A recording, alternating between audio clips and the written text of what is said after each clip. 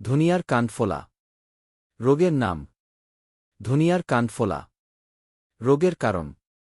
প্রোডোমাইসিস ম্যাক্রোস্পোর্স নামক ছত্রাকের কারণে এ রোগ হয়। লক্ষণ। বায়ু, মাটি ও বীজের মাধ্যমে এই রোগের বিস্তার ঘটে।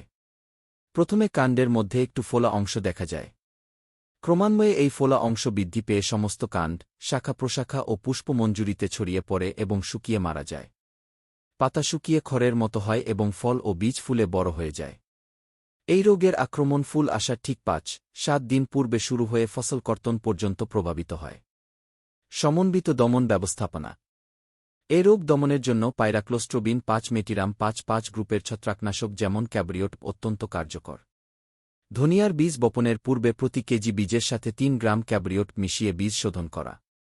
ফুল আসার ৫-৭ দিন পূর্বে প্রতি লিটার পানির সাথে ৩ গ্রাম ক্যাব্রিওট মিশিয়ে গাছের গোড়ায় ২ বার ও সমস্ত গাছে ৩ বার ৭-১-০ দিন পর পর স্প্রে করা।